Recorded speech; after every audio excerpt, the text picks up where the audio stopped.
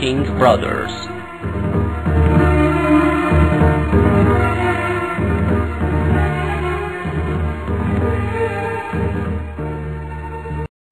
Joseph, after being freed from prison, was appointed to the position of treasurer by the king, and also took charge of supervising the agricultural affairs in the country. Due to his wisdom and providence, at a time of famine and hardship, when there was not enough water in the Nile River for any kind of cultivation, people had enough grain to run a healthy life, and even more, which were stocked in storehouses. The neighboring countries, however, were struck terribly by the famine, and it was even spread over farther countries, such as Jerusalem and Canaan, where Jacob and his sons were living.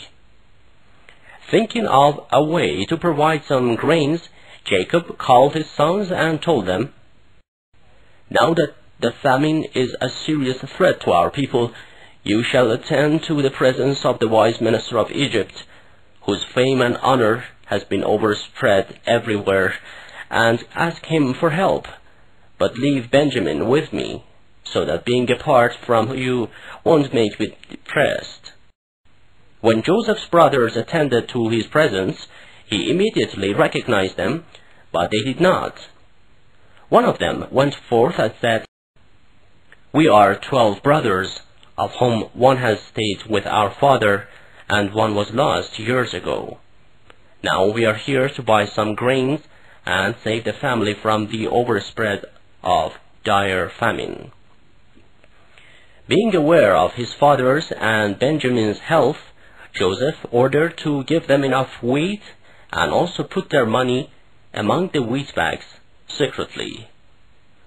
When they were about to set out for Canaan, Joseph told them, "Next time you come into Egypt, take your brother with you, so that I can make sure you're honest in your words."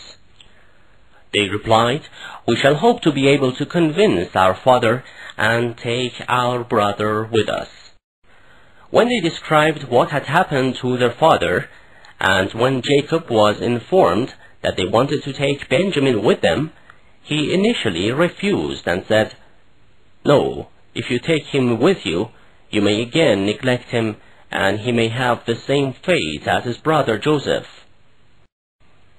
When they were unloading the wheat bags, they found their money there, so they turned to their father and said, "Look how honorable and generous is the king of Egypt. He did not accept our money, so have no fear and send him with us, and we shall take good care of our little brother." Finally, when they promised to bring him back safe and sound, and after Jacob made them vow on it, he accepted to let them take Benjamin to Egypt.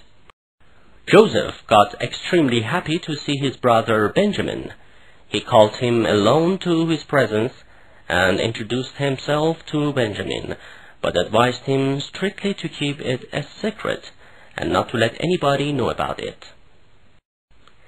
After the brothers were well received by Joseph, and when they were loading the wheat, Joseph ordered one of his servants to leave the gold measure with which they determined the wheat weight inside Benjamin's load, and while they were moving away, some of Joseph's servants ran after them and shouted, "Stop, you people of Canaan! You have rewarded our generosity with your evil deed. You forgot our noble's benevolence and stole the gold measuring cup. You are nothing but thieves." Jacob's sons, being quite shocked and surprised, stopped and said, "We shall swear by God that we had no evil intention. We are no thieves." But the servants said, "But what shall be the requital of this, if you're liars? We are quite certain of our innocence. According to our laws, if one of us has stolen something, you may capture him and take him as a slave." The servants searched all their loads, and to the great astonishment of the brothers, found the gold measure among Benjamin's load. Joseph reproached them and said, "According to your own laws, we shall capture and take the dishonest brother of yours as our slave." They replied, "There is no wonder if you steal something, because he had a brother who had committed the act of stealing before." Hearing that, Joseph mumbled to himself, "You are much worse than him, and God is completely aware of what you say or do." The brothers started to beg Joseph for mercy and said, "You noble of Egypt, he has an old loving father who cannot tolerate his son's lust. Take one of us for him and relieve him." Joseph said, "We shall never capture an innocent man for a guilty thief, for then most surely we would be unjust. No, it is out of the question." Disappointed of saving Benjamin, they decided to return back to Canaan.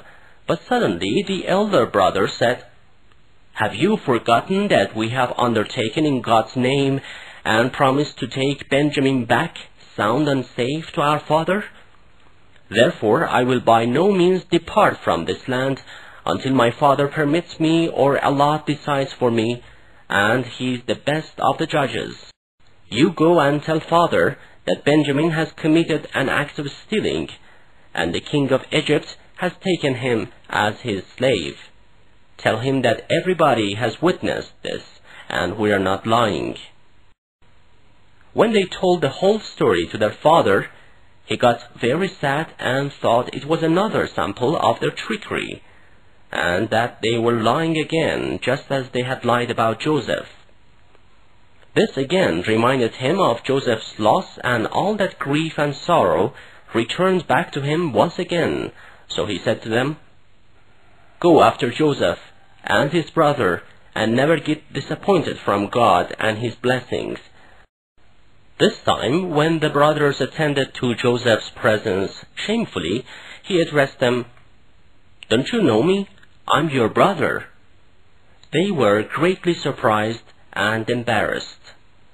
They lowered their heads in great shame and apologized for what they had done in the past. So Joseph told them, "Do not fear, for merciful God will forgive you. Now take this shirt of mine to our father, put it on his face, and he shall see again. You shall then come back all to me, and I will be expecting you here." The brothers took Joseph's shirt and set out for Canaan. When their caravan had just come out of Egypt gates, Jacob turned to people around him in Canaan and said, "If you don't call me foolish and empty-headed, I shall say that I can feel the smell of Joseph." Some of them replied, "By God, you are still making the same old mistake. It's impossible. He can't be alive. Set this thought out of your mind and be sure that there is no Joseph anymore." When the brothers arrived in Canaan, one of them rushed to the father. "Let him know of the great news," and laid Joseph's shirt on Jacob's face, and he could see once more. He felt to be revived and born again. Following this, Jacob and his family set out hurriedly for Egypt.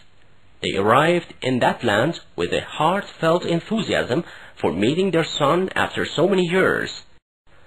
And when Jacob and his wife came in before Joseph, he hugged them hard and placed them on his own special days. At that time, Joseph's father, mother, and brothers knelt down before him and prostrated to thank God for finding him. Joseph said, "Dear father, this is the interpretation of the dream I had in my childhood.